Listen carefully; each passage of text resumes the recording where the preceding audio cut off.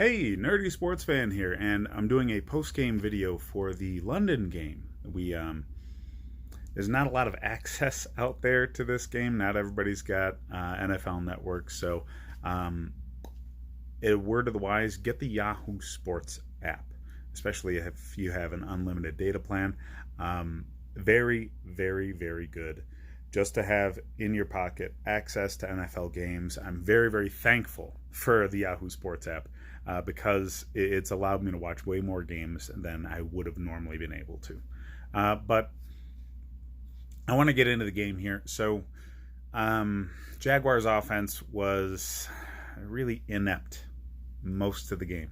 Gardner Minshew had moments where, he's pulling a rabbit out of the hat.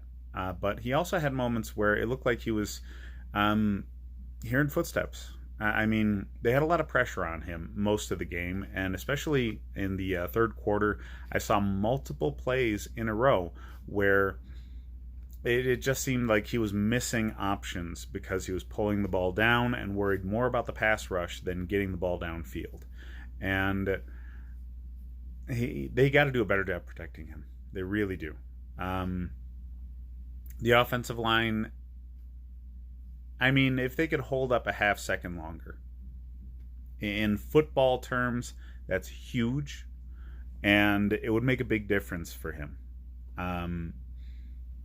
They never really got Fournette off in the running game. You didn't expect it, though, because Texans' running defense is actually very, very good. I know they lost J.J. Watt, but J.J. Watt's presence really is more of a pass disruptor. Yes, he's absolutely a great tackler and can stuff the run, but his run-stuffing ability isn't something that's not replaceable. You can find a big body that can stop the run as well as J.J. Watt. It's the combination of being able to stop the run and get to the passer and disrupt things in the backfield that he offers that you really can't replace. So what they did was they did it with scheme. So Romeo Crennel deserves a lot of credit for this game.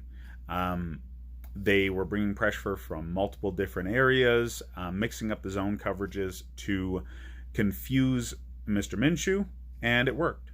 He's still young, okay? He's a rookie.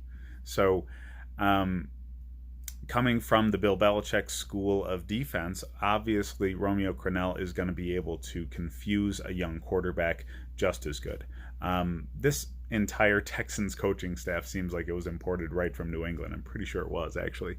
But yeah, they're doing things the right way down there. They have a balanced team. And Deshaun Watson's really growing as a quarterback. He's retaining his ability, his physical gifts that really make him special. He was able multiple times with defenders right around his legs dragging him down to still get the pass off and make something happen. And that's really the difference in this game. Houston was able to just sustain drives when Jacksonville wasn't. And that difference is Deshaun Watson versus Gardner Minshew, because yes, Carlos Hyde had himself a game and Leonard Fournette didn't. So, I can't put it all on the quarterbacks. Deshaun Watson was definitely in a better position than Minshew was most of the game. But, when you have to get things done, Deshaun Watson did. Minshew didn't. And they're going to have to assess that with the bye week coming and Nick Foles coming back from his injury. He's going to be eligible to play as early as week 11. And they got a decision to make. Do you keep with the rookie, who to this point, before this game, got you to a 500 record with a team that I don't know how much the expectations were from the ownership or the general manager or the coaching staff, but the rest of the country didn't exactly think that Jacksonville was going to be a division leader or anything of that nature. We thought they had an opportunity because of Andrew Luck retiring. But yeah, I don't think anybody expected anybody other than the Texans to win this division. And the fact that they've been competitive to this point really speaks to Minshew's ability to keep this team in the race. So they have a tough decision in front of them. What Minshew put on film today for the coach to make that decision didn't really help his cause, though. He's got some learning to do. And what do they think is best for the organization? Do they think somebody like Foles, who's more of a win-now guy, or somebody like Minshew, who's quarterback of the future sort of material? So this is difficult. But that's really all we have to talk about with Jacksonville in this game, is what's their decision on Minshew versus Foles. Because in this game, they weren't really able to do anything as a test by the score. I do want to talk about two plays for Jacksonville, though. Late in the game, they have an obvious pass interference that would have given them a first down. Not called at all. And the NFL hasn't really been good at overturning interference non-calls. They've been terrible at it. I think it's a point of pride for officials. They're just closing ranks or something. But they're not going through with the rule the way they talked about in the offseason. And because of that, nobody's throwing that challenge flag right now. Nobody.